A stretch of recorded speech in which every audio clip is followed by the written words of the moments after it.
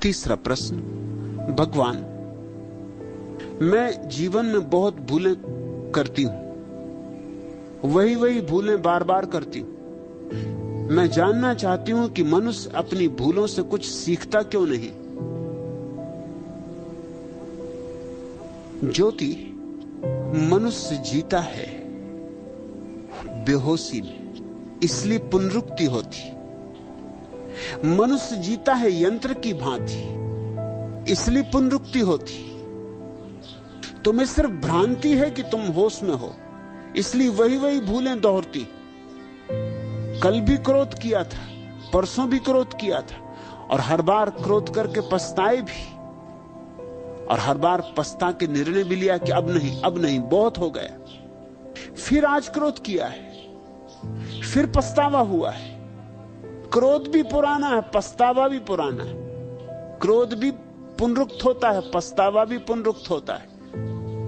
और कल फिर तुम क्रोध करोगी, और कल फिर पछताओगी, और ऐसे ही उम्र तमाम होती, ऐसी सुबह शाम होती।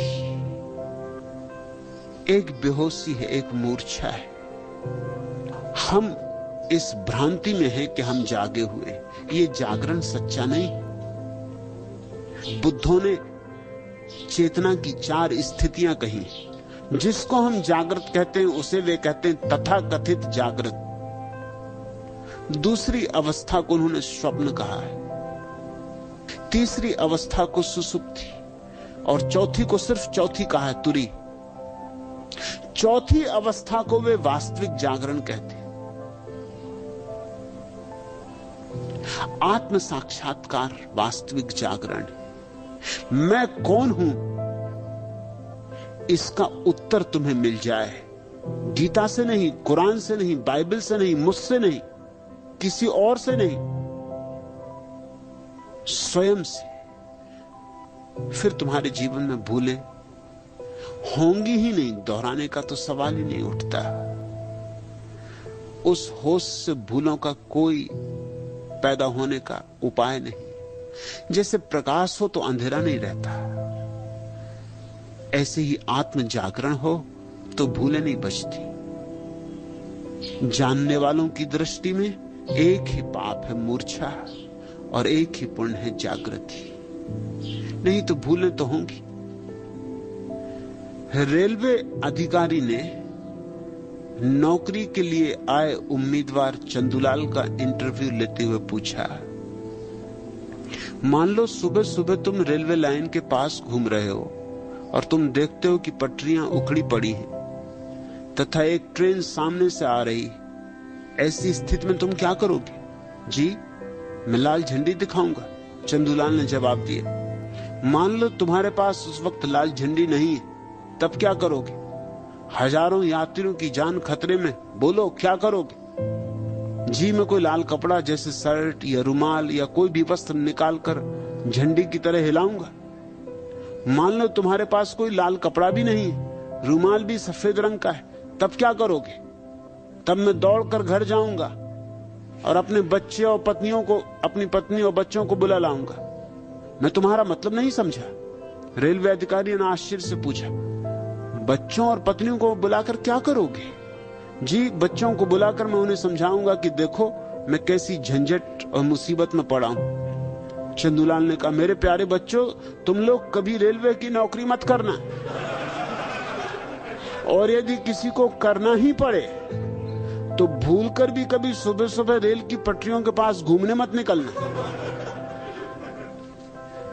फिर अपनी पत्नी से कहूंगा कि देख ले प्यारी, ऐसी दुर्घटना तूने जीवन में देखी भी नहीं होगी, देख ही ले, मुफ्त मनोरंजन भी हो जाएगा। हल्दी लगी न फिटकरी, रंग चोखा हो जाए। मैंने सुना है ठीक ऐसी ही घटना मुल्ला नसरुद्दीन ने एक जहाज पर नौकरी की। नौकरी के पहले इंटरव्यू हुआ। उसका काम था जहाज का लंगर उतारना। अधिकारी ने पूछा कि आंधी आ गई, क्या करोगे? तो उसने कहा कि जहाज का लंगर पानी में डाल देंगे। अधिकारी ने पूछा कि आंधी बहुत भयंकर है, फिर क्या करोगे? उसने कहा दूसरा लंगर। अधिकारी ने कहा कि आंधी कोई साधारण आंधी नहीं है, तो उसने कहा तीसरा लंगर भी डाल देंगे। अधिकारी ने कहा कि आंधी ऐसी है जैसी कभी देखी नहीं तुमने, भयंकर है, प्राण खतरे में, जहाज अब डूबा तब डूबा। तो उसने कहा कि चौथा लंगर डाल देंगे। अधिकारी ने पूछा कि इतने लंगर तुम ला कहां से रहे हो? तो नसरुद्दीन ने कहा इतनी आंधी और तूफान आप कहां से ला रहे हैं? जहां से आप ला रहे हैं वहीं से हम भी ला रहे हैं। तुम भी कल्पना कर रहे हो, हम भी कल्पना कर रहे हैं। न हमें कोई आंधी तूफान दिखाई पड़ रहा है, न कोई लंगर दिखाई पड़ रहे हैं। लोग कल्पनाओं में जी रहे हैं। आज तो तुम जीते हो बेहोशी में और कल की कल्पना करते हो कि सब ठीक कर लेंगे, लेकिन ठीक करोगे कल और जियोगे आज, और कल कभी आता नहीं। जब आता तब आज, और आज तो तुम कहते हो कि अब जो है ठीक है गुजार लो, अब आज आ गया क्रोध तो ठीक, लेकिन कल ना करेंगे। मगर कल आएगा ही कब? कल कभी आया नहीं, आता ही नहीं। कल असंभव है, जब भी आता है आज आता है, और आज तो तुम्हें क्रोधी करने की आदत है, और यही आदत सघन होती चली जाती। ज्योति, भूल पहली तो बात, दूसरे जिसे भूल कहते हैं जरूरी नहीं है कि वो भूल हो। तो पहला तो विचार ये करना कि भूल जिसे दूसरे कहते हैं वो भूल है भी या नहीं। पहले तो इसका निर्णय करो कि जो मैं जीवन जी रहा हूं वह सच में इतनी भूलों से भरा है जितना लोग कहते हैं, या कि बहुत सी भूलें भूलें नहीं है, सिर्फ लोग कहते हैं इसलिए मैं भूलें मानता हूं। सच्चाई यही, बहुत सी बातों में कुछ भूल नहीं। एक युवक ने मुझसे आके कहा कि मैं क्या करूं, मेरे पिताजी कहते हैं कि ब्रह्म मुहूर्त में उठो, और ये भूल मुझसे होती है कि ब्रह्म मुहूर्त में नहीं उठा जाता। मैं तो सुबह 6 बजे के पहले नहीं उठ पाता, और वो कहते हैं हर हालत में 5 बजे तो उठो, अगर 4 बजे ना उठ सको। वो खुद 3 बजे उठते। तो मैं क्या करूं, कैसे इस भूल से छुटकारा हो? मैंने उससे कहा इसमें कुछ भूल ही नहीं। पहली तो बात यह कि भूल है ऐसा मानने में ही भूल कर रहे हो। अगर नींद तुम्हारी स्वभावतः 6 बजे टूटती है तो वही ब्रह्म मुहूर्त है। कोई जरूरत नहीं कि 5 बजे उठो, और 5 बजे अगर जबरदस्ती उठाए तो उसका दुष्परिणाम भोगोगे। दिन भर उदास रहोगे, थके थके लगोगे, आंखें फीकी रहेंगी, नींद आती आती मालूम होगी। दिन भर ऐसा ही पाओगे कि कुछ चूका चूका, कुछ छूटा छूटा, कुछ उखड़े उखड़े, बार बार जमाइयां लोगे, किसी काम में मन न लगेगा, सब काम थकाने वाले मालूम होंगे। तुम्हें कोई जरूरत नहीं। अब कठिनाई क्या होती कि जैसे लोग वृद्ध हो जाते उनकी नींद कम हो जाती। बच्चा मां के पेट में 24 घंटे सोता है, तो अच्छा हुआ कि महात्मा गण उनको समझाते नहीं। महात्मा गण गर्भ में प्रवेश अगर कर सकते होते तो झकझोर के कहते कि बच्चों 24 घंटे, ब्रह्म मुहूर्त में तो कम से कम जागा करो। मां के पेट में बच्चे को 24 घंटे ही सोना पड़ता, सोना ही चाहिए, तो ही वो बड़ा हो सकेगा। नींद में ही विकसित होता है, क्योंकि नींद में विराम होता है और सारी क्रियाएं ठहरी रहती, विकास में ही सारी ऊर्जा लगती। फिर बच्चा जब पैदा होता है तो 23 घंटे सोता है, फिर 22 घंटे, फिर 20 घंटे, फिर 18 घंटे। जैसे जैसे बड़ा होने लगता है वैसे वैसे उसकी नींद कम होने लगती। फिर आके एक अवस्था आती है जब नींद 8 घंटे पर रुक जाती। जवान व्यक्ति 8 घंटे 7 घंटे स्वभावतः सोएगा, सोना ही चाहिए। फिर एक उम्र आती जब नींद 4 घंटे 5 घंटे रह जाती है। एक उम्र आती जब नींद 3 घंटे 2 घंटे रह जाती। जैसे जैसे मौत करीब आने लगती नींद कम होने लगती। बड़ी नींद करीब आ रही है, अब छोटी नींद कम होने लगती। और मौत करीब आ रही है तो अब जीवन ऊर्जा निर्माण नहीं करती तुम्हारे भीतर। सब निर्माण बंद हो गया। अब तो जो टूट गया सो टूट गया, फिर से नहीं बनता। इसलिए अब नींद की जरूरत नहीं रही। नींद निर्माण की प्रक्रिया है। लेकिन खतरा क्या है? शास्त्र लिखे हैं बूढ़ों ने,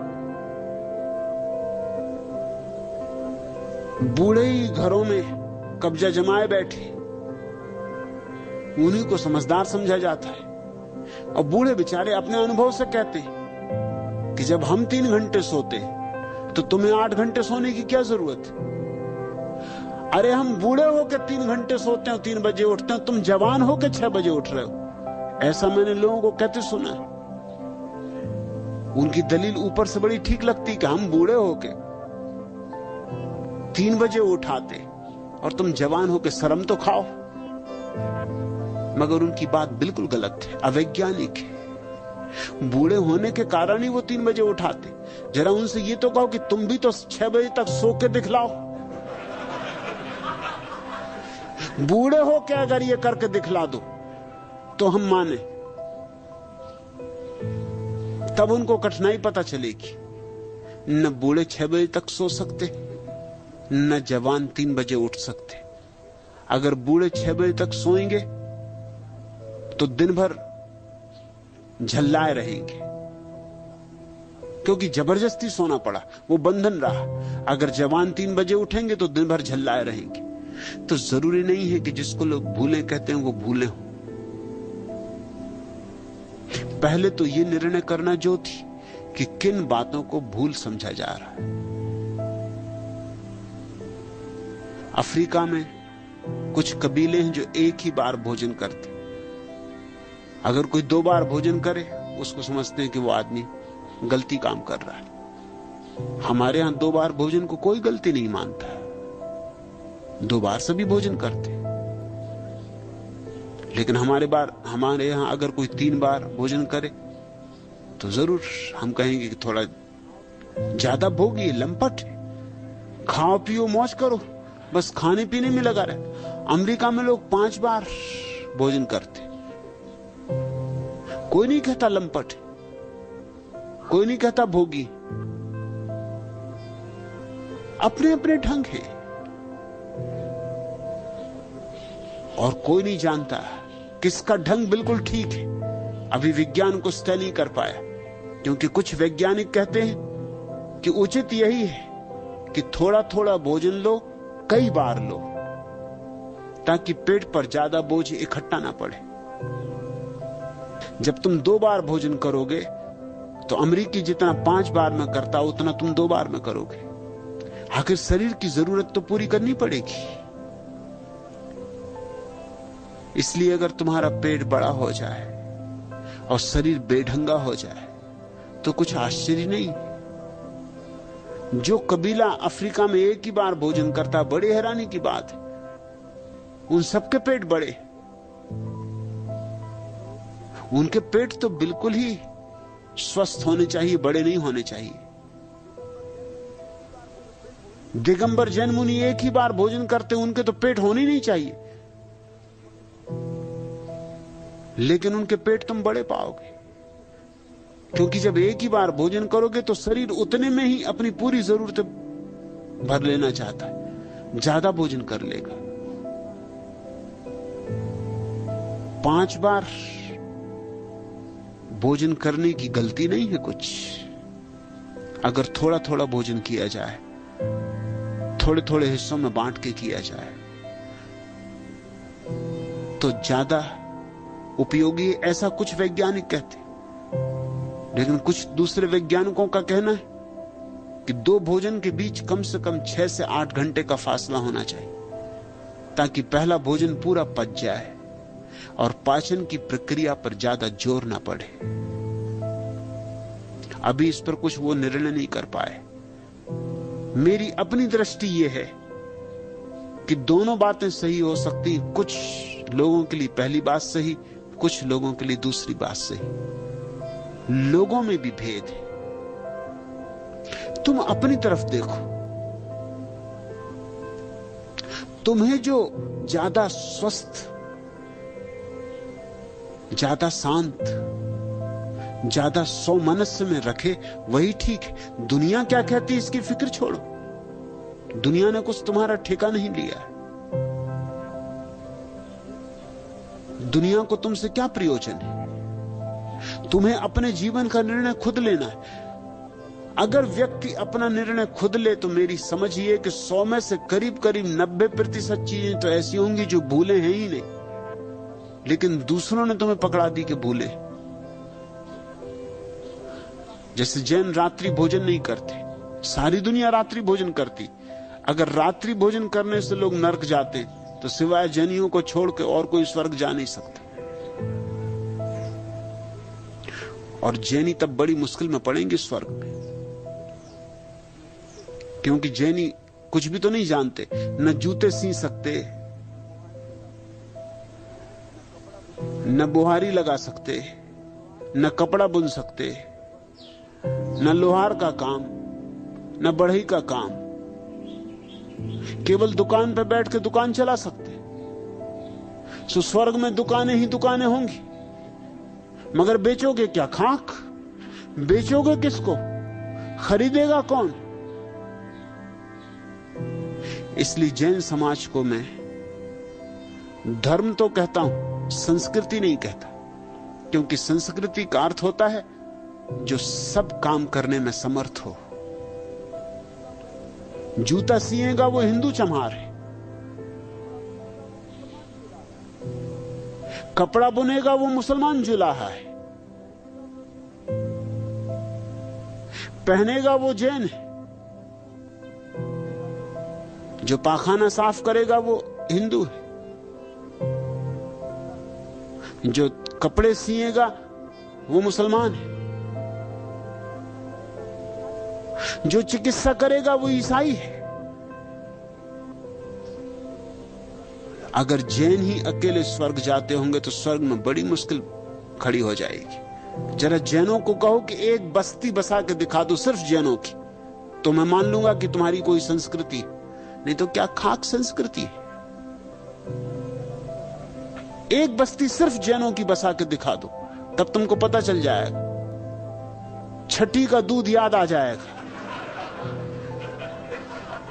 क्योंकि फिर कौन वहां भंगी होगा, कौन चमार होगा, कौन दर्जी होगा, कौन तेली होगा। तब करना बैठ के जिनेश्वर भगवान का स्मरण। वो भी उस गांव में ना आएंगे। सारी दुनिया रात्रि भोजन करती है,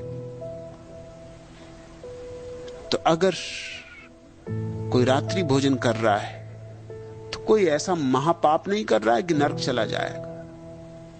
और महावीर ने जब कहा था ये, मैं कलकत्ते में एक मित्र के घर मेहमान था, सोहनलाल दुगड़, एक बड़े भारत के प्रतिष्ठित बड़े से बड़े धनी जैनों में से एक थे, बड़े हिम्मतवर आदमी भी थे, तभी मुझे अपना मेहमान बना सके, क्योंकि मुझे अपने घर में निमंत्रण करना खतरे से खाली नहीं है। सारे जैनों के विरोध में भी उन्होंने कहा कोई फिक्र नहीं। मैंने उनसे एयरपोर्ट पे कहा भी कि आप मुझे ठहराते तो हैं, लेकिन आप झंझट में पड़ेंगे।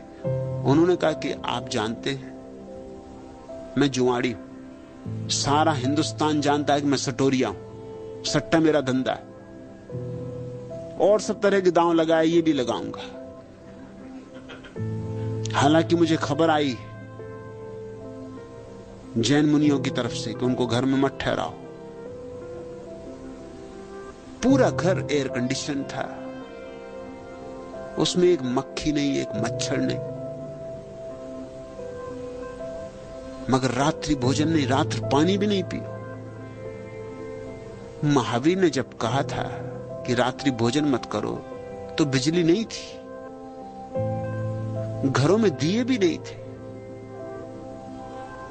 मिट्टी का तेल भी नहीं था, और तो और लोग अंधेरे में भोजन करते थे, जैसा अभी भी कई गांवों में करते हैं लोग, अंधेरे में भोजन करते। अंधेरे में भोजन करोगे, मक्खी मच्छर झींगर कुछ भी गिर जाए, वो स्वास्थ्य के लिए भी बुरा है।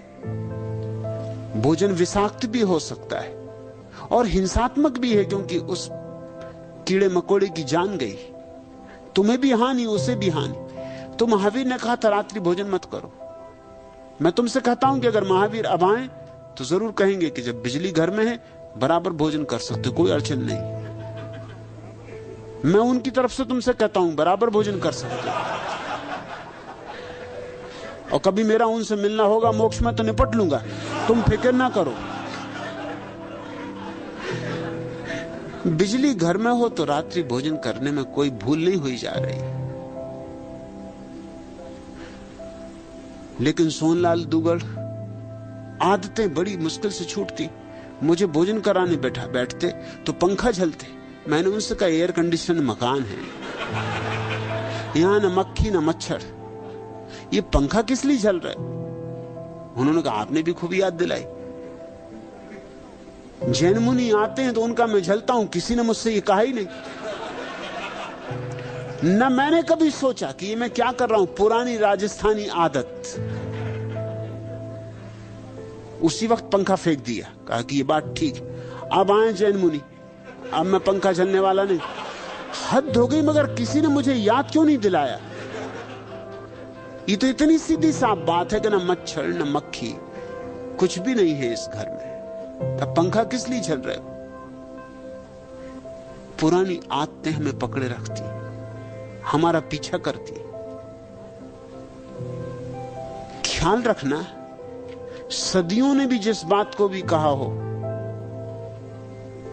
कि गलत है, उस पे भी पुनर्विचार करना, कहीं वो आदत ही ना हो गई हो। विद्वान न्यायाधीश ने टेबल पर जोर से हाथ पटक कर घोषणा की, मुजरिम पर 6 शादियों का आरोप लगाया गया था, लेकिन पर्याप्त सबूत न मिलने के कारण अदालत मुजरिम को बाइज्जत बरी करती। पक्ष के वकील ने प्रसन्न होकर कहा, जाओ नसरुद्दीन, अब तुम खुशी खुशी घर जा सकते हो, तुम्हारी बीबी बेताबी से तुम्हारा इंतजार कर रही होगी। मुल्ला बोला, सत्य की सदा विजय होती। और मैं जान के आनंदित हुआ कि हमारे कानून, संविधान, पुलिस और अदालत सभी सत्य की सेवा में समर्पित है। आप लोगों ने सिद्ध कर दिया कि सत्यमेव जयते। अब कृपा कर एक बात और बता दीजिए कि मैं कौन सी बीबी के घर जाऊं, ताकि बाद में कोई कानूनी झंझट ना हो। हैं तो उनकी 6 ही बीबी, उसको कैसे भुलाओगे? वो आदत, वो पुरानी आदत। जितनी तुम भूलें कर रहे हो उतनी भूलें तुम नहीं कर रहे हो। उनमें से कई तो सिर्फ मान्यताएं, उन मान्यताओं को तो काट दो एक बार की, तब बहुत थोड़ी सी भूलें बचेंगी और आसान हो जाएगा काम। 90% भूलें कट जाएंगी, 10% भूलें बचेंगी और उनको सुलझाया जा सकता है। 90% की भीड़ में उनको सुलझाना मुश्किल, उनको पता लगाना मुश्किल होता है कौन सी असली भूल है। ऐसी क्षुद्र बातें तुम्हें पकड़ाई हुई हैं कि जिनका हिसाब लगाना मुश्किल है। उन क्षुद्र बातों को भूल समझ के तुम कितने प्रताड़ित होते हो, कितने परेशान होते हो। कोई चाय पीता तो सोचता भूल कर रहा हूं।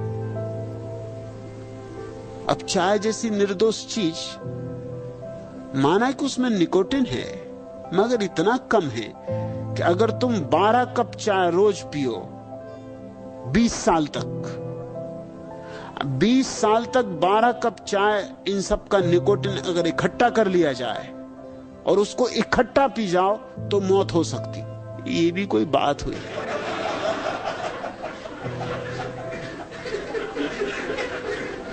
और शरीर कोई 20 साल तक चीजें इकट्ठी थोड़ी करता रहता है।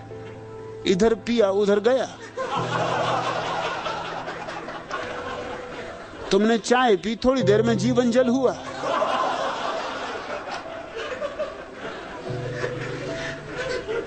इतने परेशान लोग हैं छोटी छोटी बातों के लिए, मेरे पास आ जाते हैं कि क्या करें, चाय नहीं छूटती। छोड़नी ही क्यों? कुछ पाप नहीं कर रहे हो, किसी की हत्या नहीं कर रहे हो, किसी का खून नहीं पी रहे हो। खून पीते वक्त फिक्र नहीं करते। अगर फंस जाए कोई तुम्हारे पंजे में तो जैसे मकड़ी चूस ले मक्खी को, जाल में उसके आ जाए, ऐसे तुम चूस लो, उसमें फिक्र नहीं करते, छान के भी नहीं पीते। बिना छाने पी जाते हो खून। तो ढंग है खून पीने के, ब्याज, चक्रवृद्धि ब्याज। एक दफा फंस जाए कोई चक्कर में, लेकिन चाय पीने में विचार करते हो कि कहीं भूल तो नहीं हो रही, कहीं कुछ पाप तो नहीं हो रहा। लेकिन बौद्ध भिक्षु सारी दुनिया में चाय पीते हो, कोई चिंता नहीं है उनको। महात्मा गांधी के आश्रम में चाय पीना वर्जित थी। जैसे और कोई बड़े काम करने को नहीं बचे दुनिया में अब, बस चाय नहीं पियो तो काम हो जाएगा। और जिनने चाय नहीं पी वो समझते थे, अकड़ के चलते थे कि कुछ गजब कर लिया। फिर चोरी भी होती थी, लोग चोरी से भी चाय पीते थे। जहां इस तरह के क्षुद्र नियम बनाओगे वहां क्षुद्र चीजों की संभावना बढ़ जाएगी। अब लोग चाय तो पिएंगे, छिप के पिएंगे, कमरा बंद करके, दरवाजा बंद करके चाय तैयार करेंगे। और महात्मा गांधी को जब पता चल जाता है कि किसी ने चाय पी तो वो 3 दिन का उपवास करेंगे आत्मशुद्धि के लिए। चाय उसने पी, आत्मशुद्धि वो अपनी करेंगे। अगर किसी और के चाय पीने से तुम्हारी आत्मा शुद्ध हो रही, तब तो आत्मा के शुद्ध होने का फिर समझो ख्याल ही छोड़ दो। इस दुनिया में क्या क्या नहीं हो रहा। लेकिन ठेका ले लिया जैसे, और फिर तब ऐसी बातें होंगी तो तुम्हारा जो गुरु है, जैसे महात्मा गांधी गुरु थे आश्रम के, तो उनकी नजर महात्मा की कम और जासूस की ज्यादा हो जाएगी। स्वभाव था हर चीज में दखलंदाजी। विनोबा भावे रोज उठ के हर एक कमरे में जाते। ऐसे कोई जरूरत है जाने की हर कमरे में रोज देखने की सफाई हुई कि नहीं? ऐसा नहीं हर संडास में भी झांक के देखते कि सफाई की कि नहीं लोगों ने। तुम्हें अगर अपने आश्रम वासियों का इतना भी भरोसा नहीं है, अगर तुम्हारे आश्रम वासियों को इतना भी तमीज नहीं है, नाम है ब्रह्म ज्ञान विद्या मंदिर और संडास साफ करने का तमीज नहीं,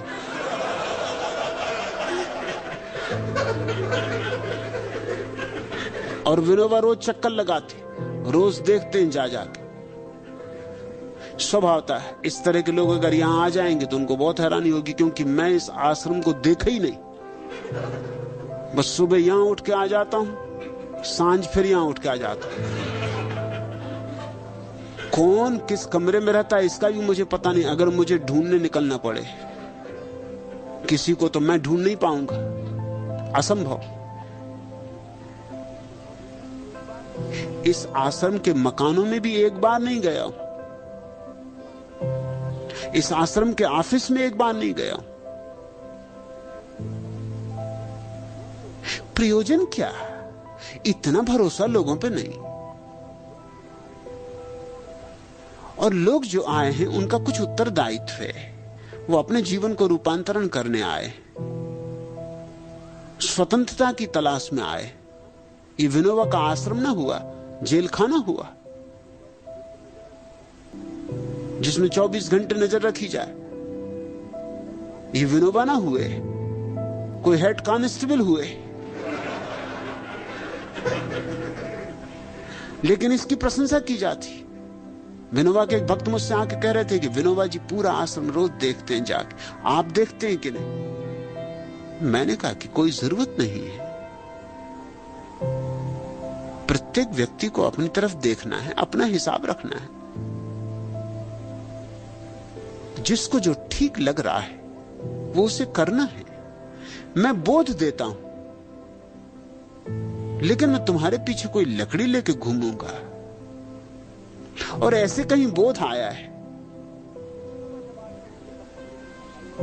तो विनोबा जब आते होंगे तब कमरे की सफाई हो जाएगी, और चाय वगैरह का सामान होगा तो बिस्तर के नीचे छिपा के रख दिया जाएगा। फिल्मी पत्रिकाएं होंगी तो गीता में दबा दी जाएंगी, और विनोबा जी गए कि असली चीजें बाहर आ जाएंगी। नहीं, उन्होंने कहा कि वो कभी कभी आकस्मिक रूप से भी आ जाते। तो मैंने कहा ये भी ठीक है, पुलिस का ही ढंग है ये। कभी कभी रेड करती ना पुलिस, आकस्मिक। मगर ये दृष्टि कोई सदगुरु की दृष्टि नहीं, इसमें दूसरे पर भरोसा नहीं। पहली तो बात, इस पे दूसरे पर शक है, संदेह है। और जिन पे तुम्हें शक है उनसे तुम सोचते हो कि वो तुम पे श्रद्धा करेंगे। असंभव। संदेह संदेह पैदा करता है, श्रद्धा श्रद्धा पैदा करती। भूलें ज्योति जो भी तुझसे होती हो, पहले तो उन भूलों को काट डालना जो मूढ़ों ने तुम्हें समझाई हैं कि भूलें। फिर जो थोड़ी सी भूलें बचे, उनमें से प्रत्येक भूल के लिए पछतावा मत करना। कल नहीं करेंगे ऐसा निर्णय मत लेना।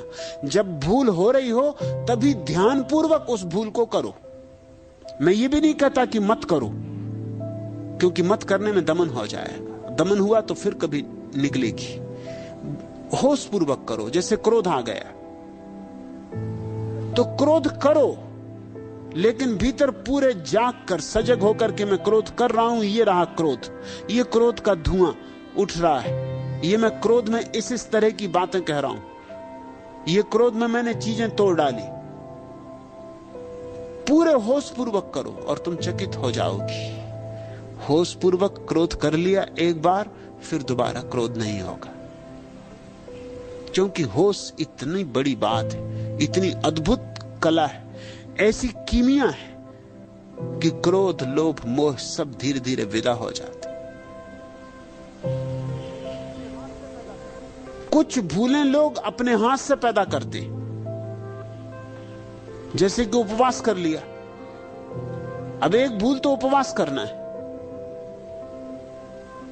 हां, कभी कभी चिकित्सक कहे कि एक दिन भोजन मत करो तो ठीक है। चिकित्सक की सलाह पर अगर भोजन एक दिन छोड़ दो, 2 दिन छोड़ दो, समझ में आता है। मगर चिकित्सक की सलाह पर, वो स्वास्थ्य के लिए, इसका कोई आध्यात्मिक मूल्य नहीं है। लेकिन पहले तो उपवास कर लिया इस आशा में कि इससे बड़ी आत्मा की प्राप्ति होगी। आत्मा वगैरह की कोई प्राप्ति नहीं होगी। उपवास किया तो दिन भर भोजन की याद आएगी, फिर चित्त में ग्लानि होगी कि मैं भी कैसा क्षुद्र, कि भोजन ही भोजन की सोच रहा हूं, मैं कैसा भोजन भट्ट। तुम भोजन भट्ट नहीं हो, उपवास के कारण ये भोजन की याद आ रही। काम वासना को दबा लोगे तो दिन रात काम वासना सताएगी। जो भी दबाओगे वो तुम्हारी रग रग में समा जाएगा। दमन की भूल मत करना। मैं तुमसे कहता हूं सम्यक आहार, ना तो ज्यादा भोजन करना ना कम भोजन करना। जितना जरूरी है शरीर के लिए उतना भोजन देना। मैं तुमसे कहता हूं कि जीवन में सब जगह संतुलन रखना। संयम का मेरा अर्थ है संतुलन। संयम का अर्थ त्याग नहीं।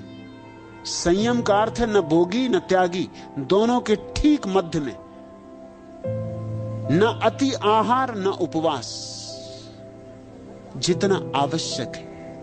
और तुम्हारी आवश्यकता तुम ही तय कर सकते हो।